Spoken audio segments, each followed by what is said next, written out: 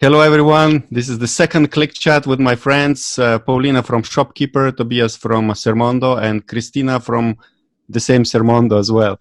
So this time we will be talking about conferences, events for Amazon sellers, online, offline events. Is it worth? What can you get out of it? How to increase your ROI? So hello everyone. Hey Hello. everyone. So, can you introduce shortly yourselves? Well, I can introduce myself. I'm the founder of Orange Click, and I do events. I do conferences, and in the past I did 6 virtual summits. And this year I'm doing 4 live in-person events for Amazon sellers. So I have some experience from the perspective of hosting and creating events. And everyone else, Paulina, what's your experience in events? Well, first of all, I'm an Amazon seller since the gold rush of 2014, also founder of Shopkeeper. And I have a bit of experience with Amazon-related events. So I would say 1 year long. I have been in quite a few, most of them being organized by you. So that summarizes it. But I have been to many other conferences that are not related to Amazon. So I do have a lot of experience, event-related experience that I can share. And Kristina? Hi guys, I'm Kristina. I work with Tobias at Sermondo. We're an online platform for Amazon service providers. And we also had the pleasure to attend one of Augustas conferences back in July in Israel. And yeah, we just want to share our experience. Anything to add, Tobias? Okay, I'm the last to add my 2 cents. Kristina introduced me already, but I also want to add that selling on Amazon myself for more than 6 years. I also attended some events, and I think it's also interesting maybe for some sellers to give some practical advice on how to make the best out of attending events, and how to really squeeze the most out of it. So I think it will be an interesting discussion, because we can compare both views, from the view of a seller who is there to network with maybe service providers, but also like fellow sellers, and also from the point of view from the host, who maybe has the best overview of what's happening during such an events, and you who also Augustas, I'm sure you really feel who are the people who get the most value out of it, who are the people who are connecting at these events. Okay, so let's start with the difference of offline and online events. So online event, virtual summit, which I did in the past, the idea was that I make, let's say, 30 interviews with different experts. It's a pre-recorded videos, which are published in certain dates. And it's advertised as a free event, and people can watch everything for free for a limited time, and then they can purchase the recordings if they want to watch them at their own time. And basically during these kind of events, I could attract between 1,500 to 3,000 attendees. Well, basically I got this amount of email addresses.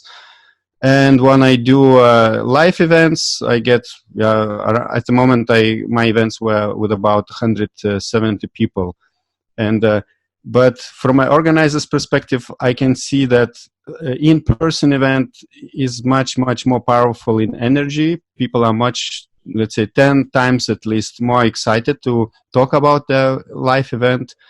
And when they come, I think they get much, much more benefit for themselves than attending online event, because online event is basically one directional. In my case, I never had kind of a community or Facebook group. People were just getting information from different experts, but they were not able to meet each other. So what are your That's maybe a good point. You said it's way more valuable for them.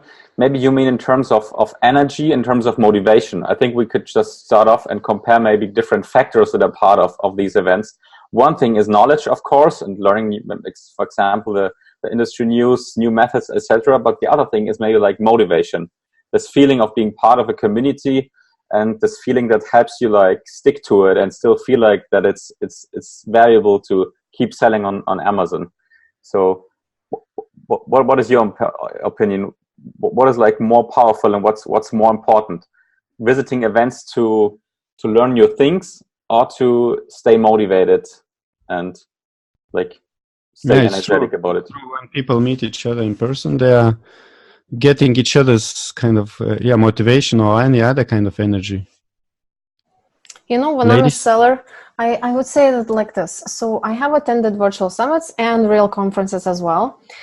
In both, when you're a beginner, in both you go for learning, right? Because you don't know all these things yet. Once you're an advanced seller, then you look at these live events differently, right? You maybe take the value from networking more than the actual, presentations and the content in there.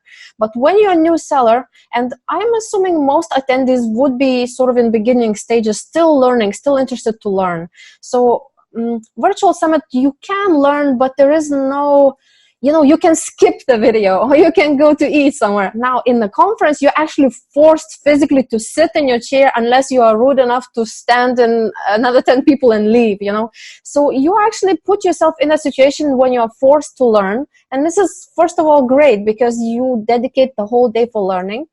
The second thing I would like to say that I never take notes when I watch virtual summits or videos, online. You just watch them as any other YouTube video. You don't really respect it as much. You don't feel like you have invested anything at all much. Even if you paid for the virtual summit, I don't feel like you have invested that much into it that you feel like, okay, I have to make notes and be so organized. But once you're at the conference and everyone around you is sort of taking notes and you feel like a student who's being, comparing yourself to all the others, well, everybody's taking notes and taking pictures. Oh, this guy took a picture of that slide. I may take a picture too. You're just in that student kind of mood. You're in a different environment. You're not at home where you have like many other things that you could do and you'll be distracted.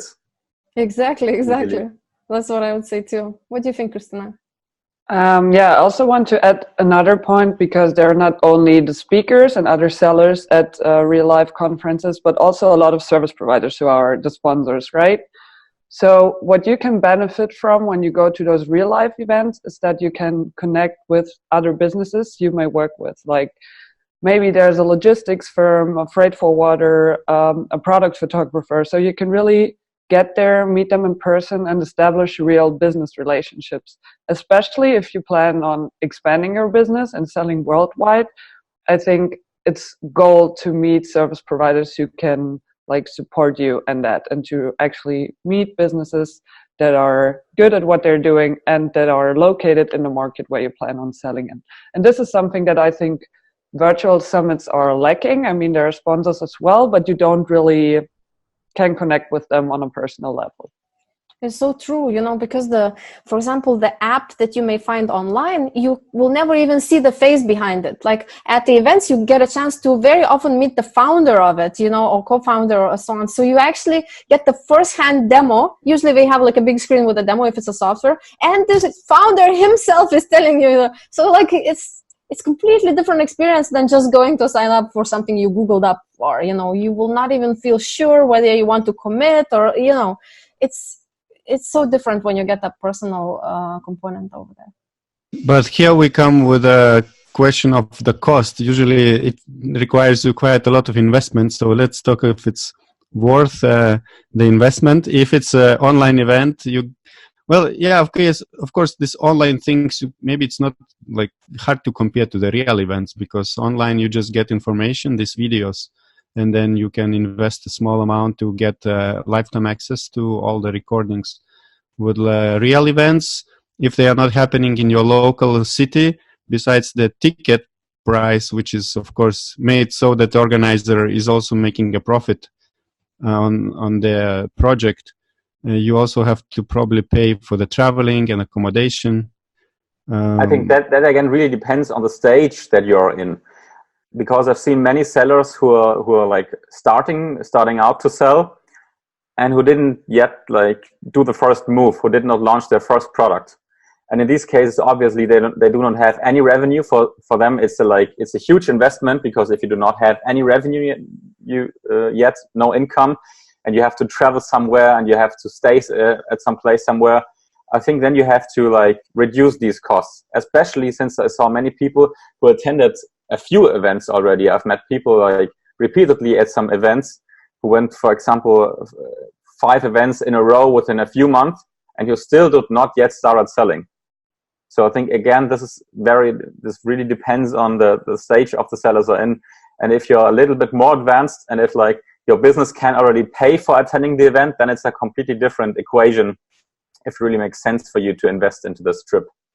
Actually, you reminded me in my European Seller Conference in Prague, I had 2 ladies which were buying my VIP ticket, and VIP ticket included VIP dinner with all the speakers and some additional features during the event. But they were, I think, just beginners. I'm not sure they were even selling on Amazon. So basically, there are people who maybe have some funds to invest, but they're just going all in. And these ladies, I remember, they were very happy because during already at the VIP dinner, which was one night before the conference, one of them came to me and she said, "Oh, wow, like I was chatting with this guy 1 or 2 hours and like I got basically all the Amazon course for me," because she was chatting with a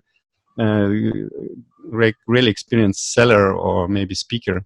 So... But then she was happy to find someone who was willing to share all his experience without receiving anything in return. Because that's always a complicated thing, I guess, for sellers who are experienced and who talk to like completely noobs, because obviously like they cannot deliver anything in return. And so it's quite uncomfortable sometimes for them to like stick to these conversations. You know, I'm a numbers girl, and I always calculate my ROI on the flight somewhere or whatever. What was the ROI after the event? So, but usually before spending my money somewhere, like I have done different kinds of conferences before, not Amazon related. So I would also add up, you know, whether it's going to work. And to tell you honestly, calculating ROI is not so straightforward for the event. You know, for example, you may learn some tip from like Kevin King's presentation that you will implement that will give you an extra 200,000 in revenue. You know, you can't really calculate that very well. And plus you're gonna get to shake hands with these people, and maybe you will ask for personal advice. You have some burning issue in your Amazon business, and that person, it will be like your one-on-one mastermind. Even for 10 minutes with that person that you get, you know, you get a chance on how expensive that can be, you know, just like $500 an hour for that person to just chat on Clarity FM, you know, or something. And then you can make partnerships with different people, you know, and then make friends. And how can you ever put a number on making new friends, you know? And once you are there in a live event, you know, at home you feel like I'm alone working on this business. The whole family doesn't understand me. I'm so lonely, you know, whatever I tell, nobody knows what I'm doing. Nobody understands the things I'm in. But there you go to event, you feel like, oh my God, I'm at home. You know, everybody is one of me. It's like you feel, and you cannot put a price on that. So I think that investment is not so big. Let's say the price of the conference is about $600, so euros, and then flight, if you're in Europe, another 300 and another 300 for hotel. So it's 1,300, you know. Average salaries go about 3,000-4,000, I guess, when you're in the job, right? So, you know, it's just like a decision to invest in something, and it's not even the whole month's salary. It's not that much when you think about it. So it's really, really worth it, in my opinion, you know, because you get so much more than just that exact ROI, you know, what you're going to do.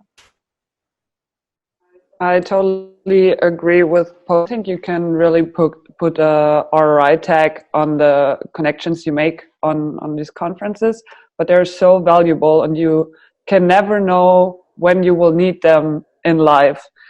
And back in Israel, for example, I met Paulina the first time in person, and now we're chatting a lot about outreach, about everything, and you get so much input from different people that can help you in different areas from your business that I think it's really worth attending it. But I also think you should only attend those real life conferences if you're also an outgoing person, because if you stand there and you just, I don't know, you nibble a little bit on your ticket and look to the ground and don't talk to anyone, then it's better if you attend like those virtual summits. Or at least you should take someone with you who would encourage you to be more outgoing. Because I'm also not the guy I'm also more of an introvert, and I would also more like stand around in the corner. That's why I took Kristina with me to to break the ice in the conversation. And this also really helps. Or at least you can just attend the events, and then there you can connect to someone who is also maybe participating the event alone, and then you can team up with them. And I think this would be a good point to start, like maybe summarizing the advice that we can give to sellers. Like, what would be our most important tips, like practical advice for sellers, how to make the best out of it when they attend an event. And I could start off with maybe encouraging them to see if there is someone who is at a very similar stage of their seller career. For example, an advanced seller, because in these cases it's really, really valuable to find someone who you can team up with and who you can share all your struggles with, and who has really like an own interest of listening what you're doing. And then maybe it's just a good thing if you have someone to support each other, because one thing that actually very few people talk about, that at the end of the day you're all competitors in this market. So I experienced the conversations between sellers are always very often they're very similar, especially in the beginning. People meet each other and then they say, "Hey, what are you doing?" I said on Amazon, obviously, or they even ask, "Hi, which product are you selling?" If they already know that that's a seller. So the conversations often like start with asking for the product that they're selling, and then you already feel the slight fear of maybe they are in the same market, maybe they sell the exact same product, because then like you end up being competitors. Or in worst case, they may be competitors and you already know them, because many people already know their competitors if they've been selling for quite a while. So that would be like my single most important advice, to really find if there's someone who is in a similar situation like you. I'd say it's low likelihood to meet a direct competitor. Even though they could sell leather bags like I'm selling leather bags, they probably not always going to be selling exact leather bags that I'm selling. You know, I'm in a more specific niche. So it's very rare to meet one-on-one someone who is exact your product competitor, you know. So yeah, I would say it's always beneficial to connect with other sellers, especially on a little bit higher level than you are, so that you could learn from them. So, you know, because there is a journey, right? You start and you end somewhere, so you always will be somewhere in the middle. And it's nice to meet other people who are a little bit more than you, so you could, you know, you can still give them enough value, but get from them more value. So like try to surround yourself, like, you know, if you're a shy person and there's a circle of people and you see, oh, Kevin King stands there, Augustas is standing there, like people who are experts and they know about what they're talking about Amazon, they heard a lot, they could answer questions. If you're too shy to talk to them, well, just go there and just stand there, basically. Just stand, do nothing. You will see magic happens. At some point, conversation sort of drifts down and they start like making eye contact with you, you know?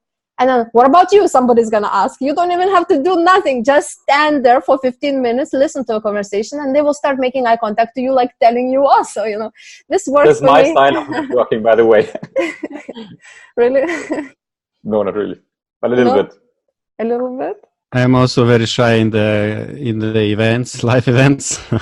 My own events, I just make sure that everything works well, but I don't know what I can suggest to attendees. Obviously, what I see that it's much more powerful in-person events. I like to measure by energies, and if you sit in front of computer and watch the videos and watch the experts, it's one thing. But when you can meet those people in person, and it's not so much about. To be honest, of course, these conferences, they don't provide so much. Maybe exclusive content unless you pay a several $1,000 event. But if it's like regular event, of course, a lot of information you can find online from the same speakers, but it's more, I would say 50% is more connecting to other people. How Tobias said, to get motivation, this energy, and you don't even need to maybe to speak to anyone, but you still, it's energy. We all have energies, which are we broadcasting, and you are getting all these inspirations and motivations. And of course, as if event organizer is making some kind of networking activities, maybe some games, it can be really beneficial for attendees as well. And this is what, let's say, Tony Robbins or other inspirational or motivational speakers are doing. They're trying to pump up this energy for the few days, and then you leave, and for 1 month you are like inspired to do something new. I think it's, besides this thing, it's also very good to travel. I traveled a lot in my life, and I know that if you travel to a different location, even different city where you haven't been in your own country, it opens up your mind and everything. And Kristina? I wanted to give one tip on how to connect to other people at a live conference. I'm going to call it the domino effect. So you pick one person and you connect with that person and maybe chat with them for like 10, 15 minutes. And when you see them walk to another person that you also want to talk to, you just like sneak in. And then you get the other person to introduce you to the new person. Then you have another contact. Then you already have two people that you can see talking to other people that can reintroduce you. So it spreads really. So that's why I call it like the domino effect. I learned that in my earlier job where I went to a lot of fairs. It had nothing to do with e-commerce, but it's the same principle. And that's how you can really connect with people without being super outgoing. You just need one contact, one person that can introduce you to other people, and then you're fine. And we talked so much about having in-person contact with other people. We didn't much talk about sitting in the room and listening to all the presentations, right?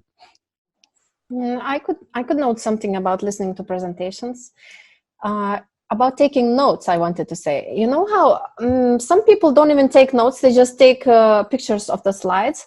But I find that it's highly recommended to take notes, even though later, for example, if I take notes, I later never look at them, ever. Like I just take notes, but then just forget them in the drawer. But what it helps you with is when you write something down, it sort of emphasizes in your brain to memorize it. And even though you will not remember everything, but those emphasis points, whatever you wrote down, sort of stick in your mind better and longer. So it's highly encouraged to take notes during presentations so that you, even if you don't review them later, it's just a mechanism for you as a learning mechanism. That's why students are taking notes even though slides are provided later. It's just to reinforce that in your mind. So it really helps. And thank you. Yeah. I wanted to say something else before you're gonna say goodbye about the number of people that you have to meet. Like Kristina was saying, you will go there to those people, and then my mind as a beginner would have been like, but why do I need to meet these people? I don't want, like why? What's the benefit? So you always have to think. Not to think about that benefit. You will find it as it goes with the flow. You'll just introduce yourself, and from the conversation, the benefits grow. You don't have to go with agenda. If you go with agenda, they very quickly figure you out, So don't go with agenda to people. Just chat random things, life things, and then from that things grow, and then just naturally things happen, and you just follow that flow, wherever life leads you. And it's a great idea. That's the reason you go and reach out to as many as you can. But maybe not more than 10, I would say, per conference. Because if you go more than 10, one-on-one conversations will be very shallow. You don't have enough time to deeply connect. I would say you would have to spend at least 20 minutes chatting with someone to get a check mark that this person has connected with me. It's not enough to just say hi, goodbye. So I would limit it to probably 10, maximum 12, per conference. Can I also give one last tip? Just think about what's the worst thing that can happen when you talk to that person. I mean, they're not going to punch you in the face. They won't insult you. If you feel a vibe that they are not really interested in talking to you, you will get it. And then you can find an excuse, maybe get something to drink or go to the toilet and then just leave the conversation. But in most cases, I would say in 99% of the cases, people will also enjoy talking to you, because even if you're a beginner, like people like Kevin King, they might also be interested, like what are the current problems of Amazon FBA beginners? And most of the time they're super nice. When I was with Tobias at Sellerfest in Israel, it was the same with Kevin King. I loved a word that Paulina used recently. It was sort of starstruck. So I was standing there and I was like, oh my God, he's like famous in the industry. How can I talk to him? And then I just went there and was like, hey, that was a nice presentation. And then we just started chatting, you know, he's just a person. He's a human being, a pretty nice one. And there's basically nothing that can happen to you. Kevin King will be pleased to listen to this video. Yeah, we'll have to send him a link. The woman I'm mentioning him so. All right. So how can people find you guys? So me, I can be found at shopkeeper.com. You can just email me, Paulina@shopkeeper.com. That's the best way to contact me. And what are the upcoming events where you will be speaking? So yeah, I'm gonna go to Global Sources Summit and Cross-Border Summit in China. And yeah, there is a few more on my list, but that's the first one in October. That's going to be happening soon. So we'll see you guys there at the conference, and we'll do the standing and waiting for your turn to talk. Kristina, how can people get in touch with you and why? The best way would be to contact support@sermondo.com, because chances are higher that either Toby or I will respond, even though it's going to be me 90% of the times. Or you can also find me on LinkedIn, pretty active there, or Facebook. I'm basically on all platforms. Just reach out. If you want to reach out to me, you can simply contact Kristina@sermondo.com. maybe you're lucky and she won't stop nagging me until I reply to you. Okay, perfect. Bye bye. Good luck in your business, guys. Bye. Bye. See you next time.